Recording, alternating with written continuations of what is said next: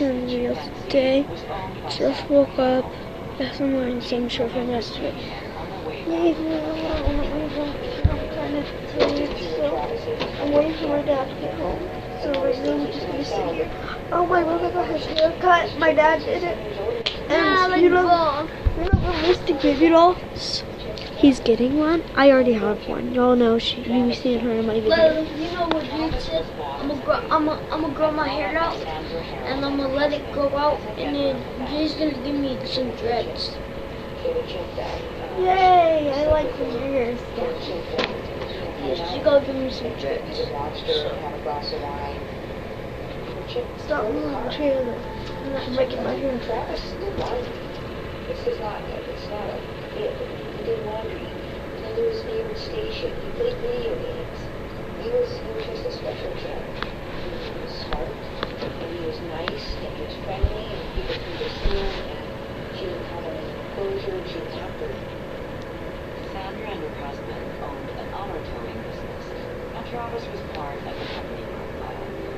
He would even ride shotgun in his job. Travis had plenty of freedom, but he was growing up. By adolescence, the differences start happening. Similarities, I think, to tension. Years go by before you realize that they're older and stronger than you ever met them. Still between you, perhaps. In 2003, his glamorous image was somewhat tarnished. He clambered out of Sandra's car in the middle of Stanford. We had to stop the traffic on a very, very busy intersection for over an hour. We were not able to gain control over Travis because he was very strong, very quick. But he wasn't aggressive behavior. It was more playful behavior. And we were somewhat helpless with such a large, strong animal. It took an hour before Sandra and her husband could cajole Travis back into their car. Travis's escape prompted a memo from the Department of Environmental Protection. It stated that living with this mature chimpanzee was an accident waiting to happen. But no one took it seriously. Chimpanzees do not make good pets. They have emotions, you can bond with them, you have to be considerate of their whole entire life, and they live a really long time. Over the next 2 years, Sandra's husband died, followed by her daughter, who was killed in a car crash. Travis and Sandra now lived alone, together in her home. They easily detect distress in others, and a lot of them have a lot of comfort responses, hugging, kissing, from a very early age. To be responsive to crying and distress seems to be well within their repertoire. Travis was a grand chimp. He was great. He was the chimp anybody would love to own. And then one day, he just became a chimp.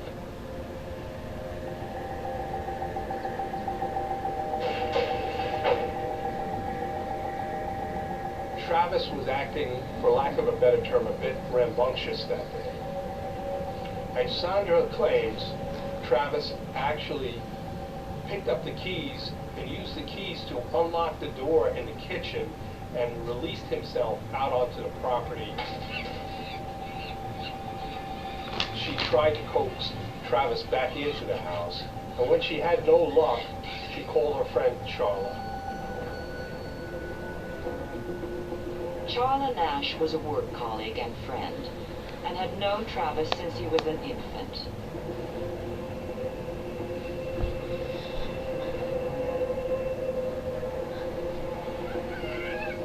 Travis! Travis!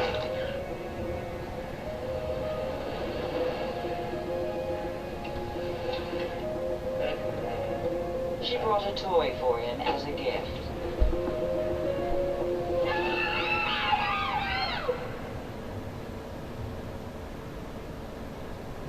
Sandra attempted to wrestle the chimpanzee off of her friend. And then she ran and got a very large shovel and struck Travis about the head several times. The blows had little or no effect on the attack, which continued. Sandra stabbed Travis several times in the upper back. And with that, Travis turned around and looked at her in a questioning, kind of menacing type of way. And Sandra felt actually frightened by the look that Travis had given her. Down from 911, where's your emergency? Send the police! What's the problem there? The chip killed my friend! We heard this call come in over the radio. And when we first heard it come in, we couldn't believe that this was taking place. We almost thought it was maybe a prank. Who was killing your friend? My chimpanzee! Oh, your chimpanzee is killing your friend. He ripped her apart! Hurry up! We continued to listen on the radio, and then it sounded very serious. What is the monkey doing? He ripped her face off! Is the monkey still by your friend, or can you get close to your friend? He's eating her! Well, it's okay. They're talking about animals that can do stuff that react. Did you just hear that? The chimpanzee just killed the friend. It's eating. She's dead! Why are you saying that she's dead? She's dead! He ripped her apart! He ripped what apart? Her face? Everything! He ripped her apart? I think I'm gonna fight. I think I'm gonna fight. Don't breathe, okay? I'm gonna stay with you on the phone until they get there. Listen to me, please, hurry. Please, please, hurry. Oh my God. Shoot him! Shoot him! Sandra, stay in your car. Shoot him! Sandra, I need you to stay in your car. The arriving emergency He ripped personnel his owner had apart. spotted Charlotte, and she appeared to be in great His owner's condition. not There was a injured. tremendous amount of No, blood. that was the. Listen, we gotta get He this ripped guy his out of here. own Got no owner free. apart. Travis suddenly emerged. She's in ran her towards car. a police The girl car that just and got pulled there open with the the door. toy. It was a She's very in her car. Scary sort of situation Nuh-uh. because the chimpanzees. The girl is area of blind. His body was coated with blood from the attack. His owner on is Charlotte, blind. And the officer The was girl in left the with car no has alternative black at that hair. point but I to know what pull I'm his talking sidearm about. and in a movement like this, and he shot the chimpanzee numerous times rapidly at a very, very close distance. I just opened up one of the patrol cars, so we had to let a couple go. Precinct, Brownsburg. We're trying to figure out where he went now. Well, the chimpanzee fled from the scene, and officers did not pursue the chimpanzee because we wanted to deal with Charlotte and get her medical aid at that point. Normally, the emergency corps will not respond till the scene is secured. In this particular instance, they did come in and risk grave danger to themselves to aid Charlotte. And it's my belief that rapid response probably saved Charlotte's life on that day. Okay, no. Shoot him, please! He's gonna attack! Lock your doors on your car and stay there with me. It don't matter! It don't matter! He will rip the doors with Sandra, us! just do what I'm telling you to. Stay in the car, the police officer will handle it. But he's not dead! I know they will continue until he's dead, okay? I just need you to stay on the phone with me and breathe.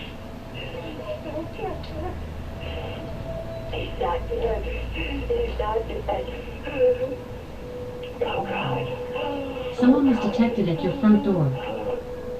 But the police's job wasn't over. Captain Conklin and his men still had to find Travis. Hey, sorry, just talking to a neighbor here, and he's not sure if we have anybody on the fishing trail, but he said this property backs up to the fishing trail.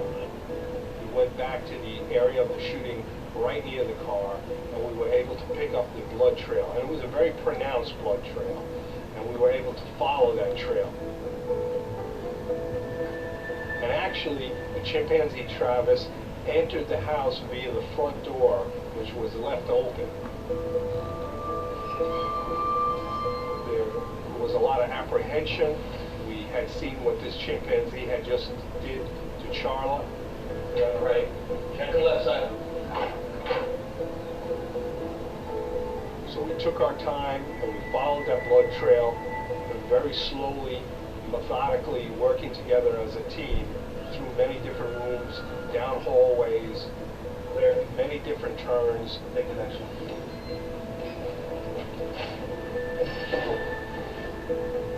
The guys on the perimeter, there's about a half a dozen deer running through the woods. Someone was detected at your front door. It's over here. And we eventually found Travis in the rear of the house where he would sleep. Ultimately, Travis would return to the place he felt most comfortable. So much Died chimpanzee. at home. Yeah, Dad. And the chimpanzee just ripped its owner's face off. The And attack she that almost took place died. at Sandra Harold's Like her whole, like, ripped her heart out and everything, but she's alive. No, he didn't rip her heart out. My son and if I gave birth to him. In the immediate aftermath, Sandra Harold seemed to be in denial about the danger she was putting herself No, but that's by having a chimpanzee. How many people go crazy and kill other people? This is one incident that I don't know what happened. The one thing I have to give I Sandra don't know if credit my book back, my for book is back. her chimpanzee approached me that was a child to her. That she had the sense to know that a human's life was more important. That she had to jump on the back of her own chimpanzee and stab him. And that's where I have the utmost respect for Sandra, because she knew where to draw the line when it came time to do that. Charlie's injuries were horrific. She lost her hands. The bones in the middle of her face had been crushed. She had no nose, no lips or eyesight. While Charlie was fighting for her life, Sandra was asked if she still thought Chip should have pets. Would I have done it again? Yes. It was horrific what happened, and I had to do what I had to do. But I still, I'll miss him for the rest of my life. It's one of those moments. Ask yourself, was that many times trying to self protection? My nose is infected. Here, this one,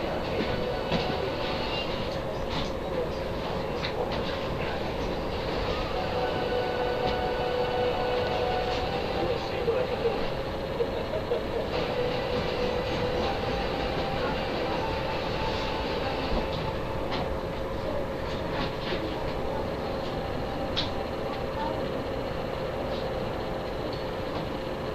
Whoa! Lucky! Are you cool? You got too cool. The attack by Travis the chimpanzee was one of the most horrifying in U.S. history. And yet Jeannie Risotto is still comfortable going into the cages of her animals. But slowly, it's dawned on her that she could become the next victim. Finally, she's decided to take professional advice. When I visited Jeannie for the first time, she had a fairly nice outdoor setup for a chimpanzee, but they were still coming into the house every day to sleep. It's a different situation now. She's very responsive to some of the proper suggestions we've given her. Whether she's able to provide for their as they grow and develop is another story. So when I talked to Jeannie, I've been very frank with her in explaining that the Travis situation is not completely unlike her situation, and maybe she's a ticking time bomb. I go out there, I have the 3 locks on the doors now for safety. I go inside, make sure I lock myself behind. I always make sure I have something on me to keep the keys in so they can't grab them. I want you going by that door. And this is actually what they use if it's a good zoo or sanctuary. This is what they use for the adult chimps. So I just kind of planned ahead and got it all done as if they were already adult chimps, and that's why they can jump on there and make all that noise.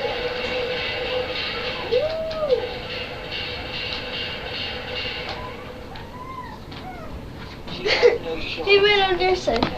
Oh no! Like it was a door. A big step.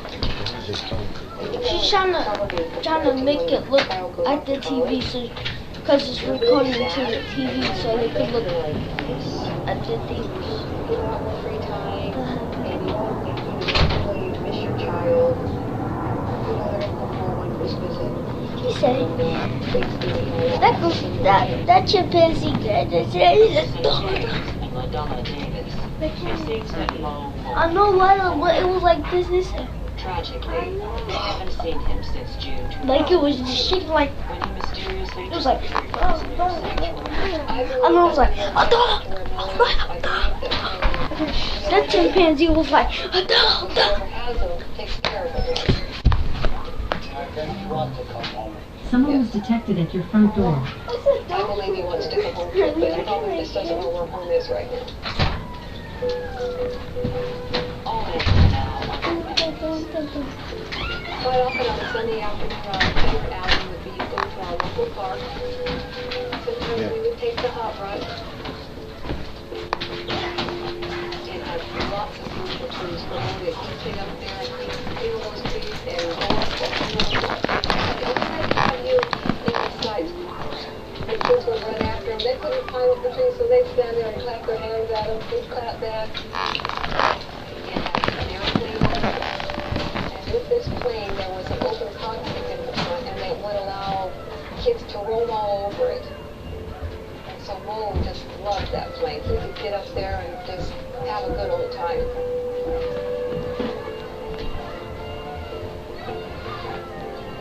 One thing that's good about Mo is that he has such a light attitude that he giggles a lot. So the kids would be laughing and screaming and having a good time, and he'd be just the same as they would be. it's a testament to their love of Mo that their happy memories outweigh the trauma they experienced. I had such a wonderful life, so much better than anybody else. I'm not proud. I want people to know that. I'm not proud. My face is just drawn down, and it's made it look like I'm proud of it. Actually, inside, I still feel good. I feel pretty happy. The Davises have little doubt about the emotions that held this family together for so many years. I believe love is love. Love envelops the heart, the mind, the soul, and the body. When you feel love, it encompasses you, and it was like a circle. It went full around. So what you gave out, you got back. That just was our lifestyle. We didn't have Mo for show and tell. He was basically there because of a feeling, of a bonding, and everything else grew out of that. Really good at projecting a lot of emotion in a lot of things, which is really our special.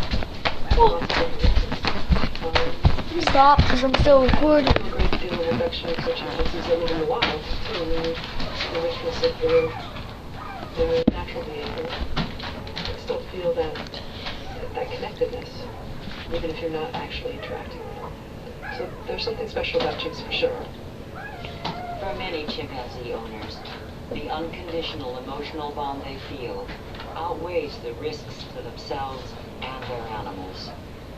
It's a very common psychological profile of a lot of these chimp owners to think that they have Also, just to let y'all know, I have not watched this yet. their chimpanzees is special. Would you see Even when I'm when I explain to them the dangers of keeping chimpanzees accessible to themselves and to the community, and they hear stories like the Travis incident, somehow they separate themselves from those incidents.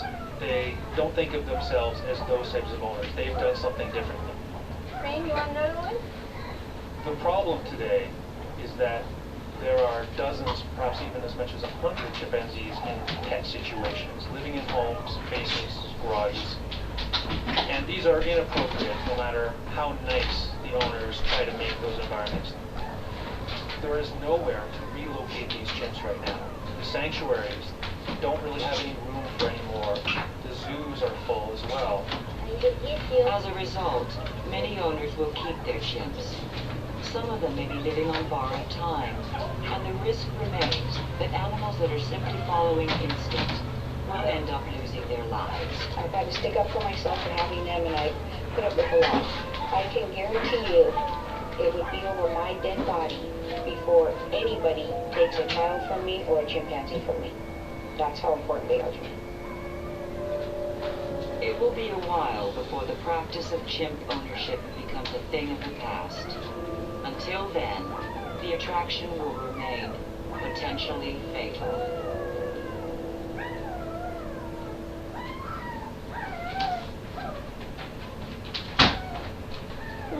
The next one's about tigers. I just know that. Wow, I read it. oh yeah, we've been like, it was the first one. Some things are one best of the kept in the first one wild, that but there are people driven by a passion to bring wild animals into their lives. Creatures that have the instinct to kill. In America, there are more than 5,000 tigers in private hands. So now why we Most are kept in the we back get it as rooms a and hidden baby from and view. we let it grow But up. very rarely, We let some it make grow it up into the and concrete teach you jungle. as a baby not to attack nobody. One fall And I'm evening in gonna keep it in the 2003, trees. That's what a man everybody from did, Harlem, Russell. New York, Do you was see admitted them to the not doing hospital it? with a No. reported dog bite. It doesn't matter. It's the instinct. But the wounds didn't look as though they came from a dog. So I told you. The No. buildings and Because I corridors want of to live Harlem with you. were holding See a this house right secret. here? No. See this house? All I see I'm is over here what right now. I Mom know said is she's just giving it eyes to looking me. like But almost like they cycle. When he hit the Oh, interior wall, he so saw I'm gonna be I living can here feel for a it outside couple the of building. weeks. For a couple of years. Like You're not I told getting you. I'm still not for a Serious. couple I said, nah, man, this is all serious. This is crazy. years? It's a killing machine. None of us can stop what God implanted in their heads. You have to pay bills. Because you ain't Ryan Well, going it to shows pay his bills joint head, too. his I mouth know, I'm look, not joint dressed. teeth coming out. I'm gonna make a lot of money. Because Ryan's going to When I make that money, like when I make that money, I'm gonna give you a car. Okay? I'm gonna get you a car. I'm gonna give you a nice one. What type of car do you want? Cause I already know. A Jeep. What color? What color? Black and pink? Pink and white. Pink. Okay.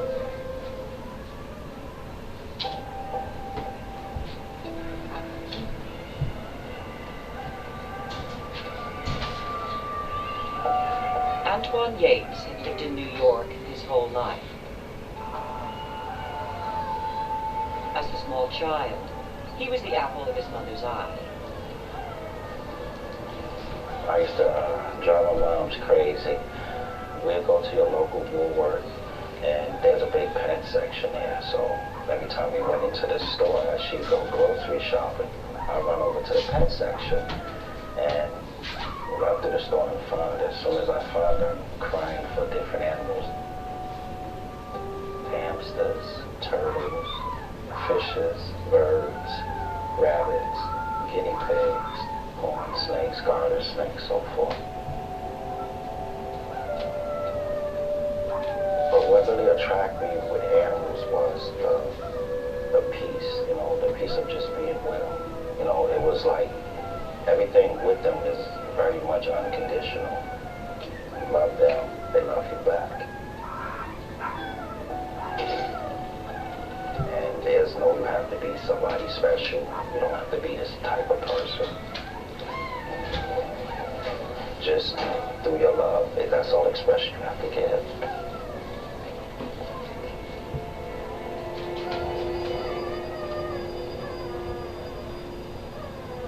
Antoine lived in the housing projects in Harlem. Oh, he New York. cannot be mad, because if he There can are be seven mad, if those buildings designed something in the and it hits the 1960s tiger, to rehouse you'll the get whole attacked. population and give them a second chance. So you got anger issues, and you It like began with throwing good stuff, so yeah, But by the definitely time you're gonna Antoine was hurt him. growing up in the 1970s, it was a disastrous place to live. One of the most violent and dangerous places in America. At that young age, that's what it mostly really had an impact on me. So, looking out the windows, going outside, going to the store, even our trips to the pet store, you have to see all the ugliness. So as you're looking around you, this is what you see and this is what you absorb. So it was real tough. Right here was, all this was abandoned lot. All these buildings that you see right here going over the other block was abandoned. Only thing that stood up straight was the church. It was all garbage here. Graffiti was everywhere. You growing up in an environment like that, you don't have nothing to focus on. So the mind state of the people that grow up in that environment is a destructive and negative one.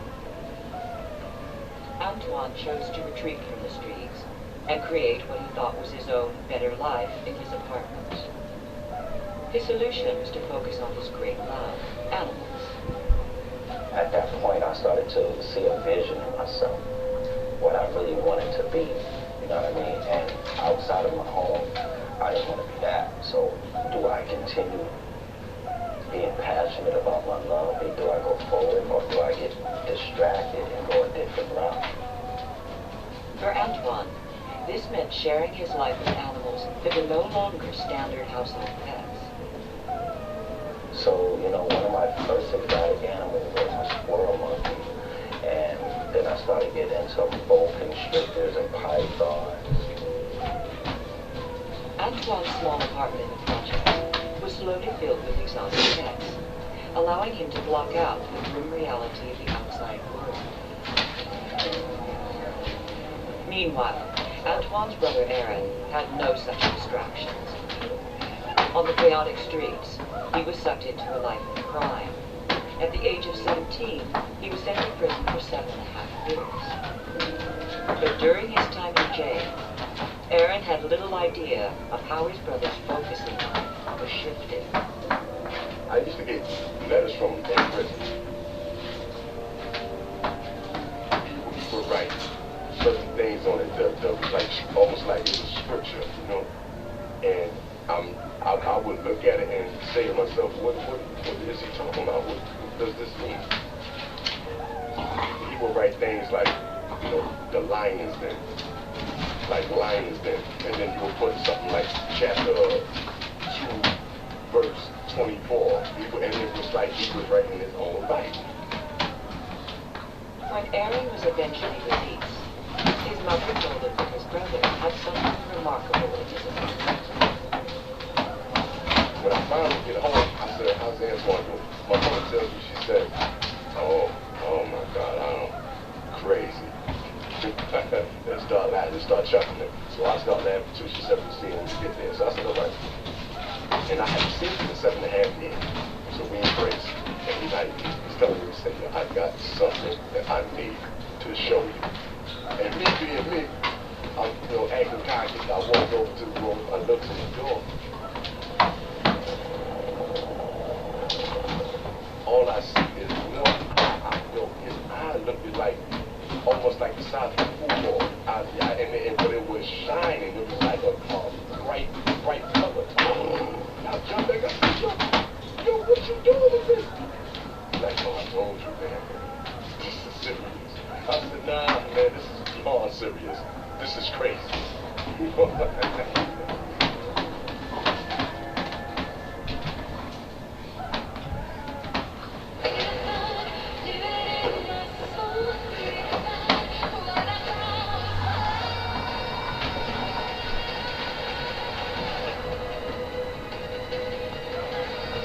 This is the bravest thing I've ever done in my life.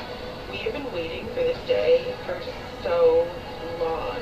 It's the season of love. We don't get no better than this.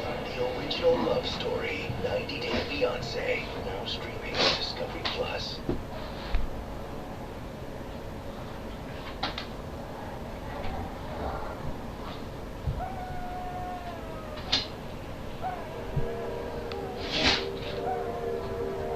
While his brother had been in prison, Antoine Yates had been making big plans. Refusing to be limited by where he was born, he had dreams that stretched beyond Harlem. In 2000, Antoine, his mother, and sister had come up with a plan to open a zoo in Sullivan County, close to New York. To increase the stock of his planned zoo, he had turned to his friend, reptile fanatic Delvon Blythe. Like, we used to go to this pet shop in Jersey that had rare stuff. We deal with those kind of people. They give us numbers to call. Then we get on the internet. And then we found the lady in Minnesota.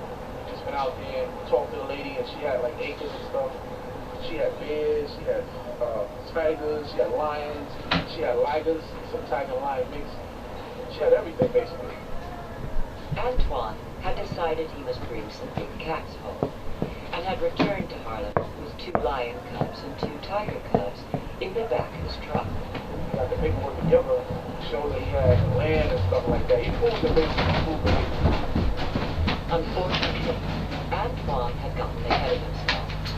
His lab It's a good thing in the middle of the floor. projects, as his father and sister had decided not to go ahead. Get up and get it. And it's good brain.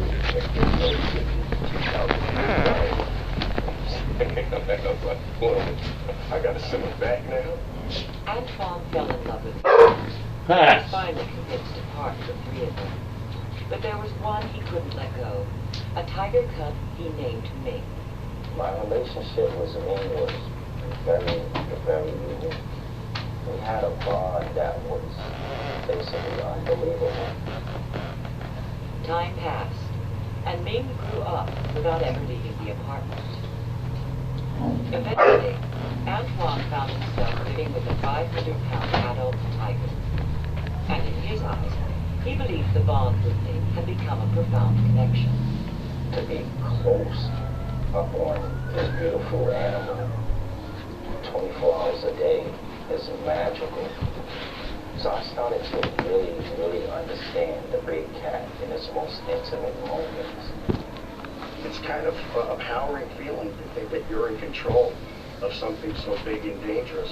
It kind of builds you up, but eventually it's going to be that big letdown. There are a lot of people in this country that raise tigers, and they have this false belief that my animal will not hurt me. They are wrong. Their tiger will kill them. That's what they do.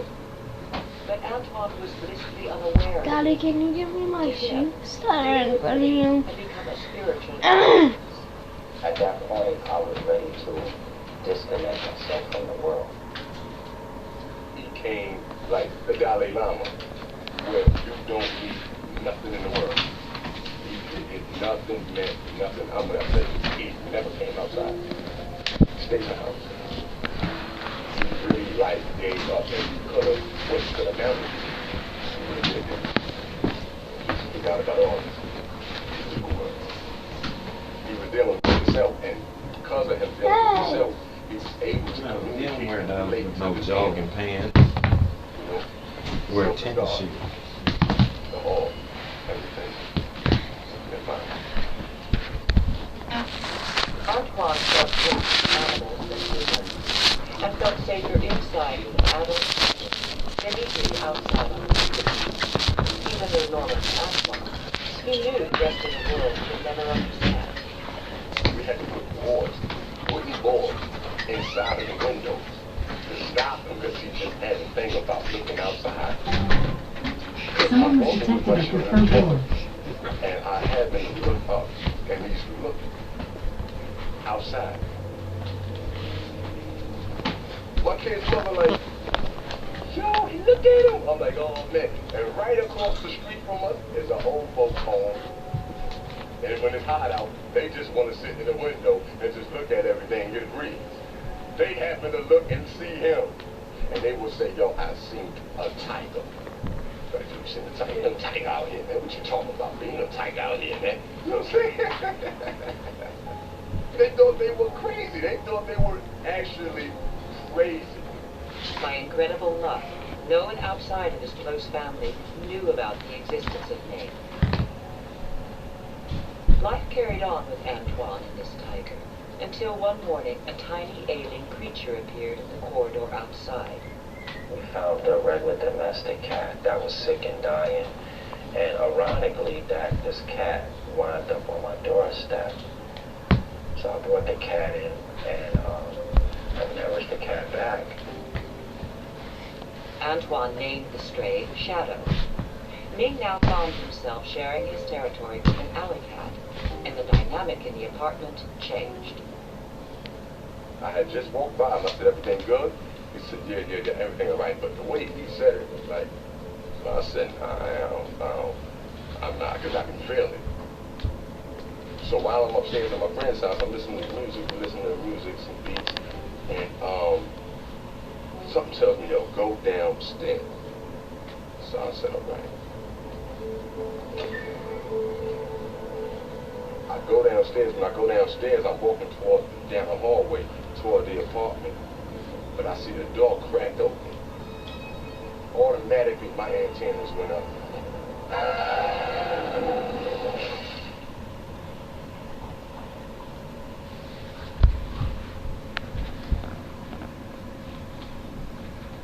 Okay, if you don't like blood, I don't think you should watch this Aaron part. Bates sensed that something was not quite right in the apartment his brother Antoine shared with the tiger Ming and the house cat Shadow. He went down to the apartment to investigate. So I'm saying to myself, hold on. He is not going to leave the door open under no circumstances.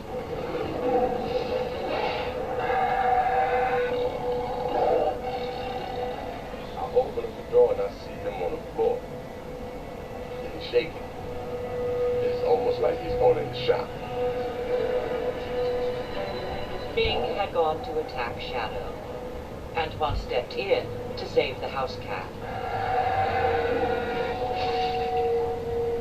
I took the bite for the cat. I chose to sacrifice. I chose to put my love for animals out there.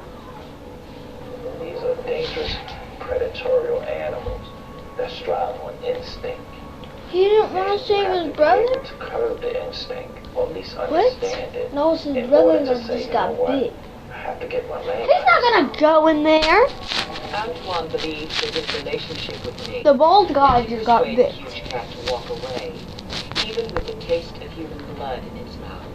Antoine was left with a deep wound in his leg, and his brother had to cope with the consequences. So I decided, so we got to call 911. So we called 911. But we can't afford for them to go up in the house. So the police came and said, okay, so what's going on? I said, yo, he was just attacked by a dog. But with Ming in the apartment, and no one qualified to look after him, inevitably the truth came out. An anonymous tip-off was made to the police. When we arrived at that housing development that morning, we interviewed the neighbors because there were no tenants to the apartment. The door was closed and there was nobody inside. The neighbors we spoke to had no independent information, so we kind of left this in a gray area. They didn't know exactly what they were dealing with, but didn't want to take a risk. They decided to knock a hole through from the apartment next door to see what might be inside. Once we had the hole, we looked in, we saw a bed that was totally flipped upside down, and it was shredded through, as if an animal would shred through paper. And then as you look up the wall, you would see claw marks, as if something was clawing at the wall. And those claw marks continued all the way up to the top of the ceiling. And these ceilings are typical 8-foot ceilings, and it kind of threw us all for a shock, like this was going to be a lot bigger than what we thought. The police's plans had now changed. They located a periscope camera and raised it up to Antoine's apartment from the one below. An image of Ming appeared on the police screen. When I first looked into the camera, Tiger was actually sitting down. And I'm like, whoa, that's pretty big. Whoa, that makes a skinhead. Also, they big stuff, and I had to pretend like we're going to get this job done, and we're going to go home safe today. The New York You can media see was some now of my on full skin, force. but Thousands of people began gathering in the streets. You better wear a hat. to see how this drama played out. I'm not allowed to. The police lowered one of their men, armed with rifles, toward the room which held Ming. I'm not gonna lie, you have to be a little nervous. She's a 400 to 500 pound tiger. They're kind of like the top of the animal chain, you know what I mean? And I you didn't know, you want tend to suck it up and be a man. And It was on there more this morning. Yeah, and it was on for there because if you did, make sure to smash that like button. Love y'all. Bye. Peace.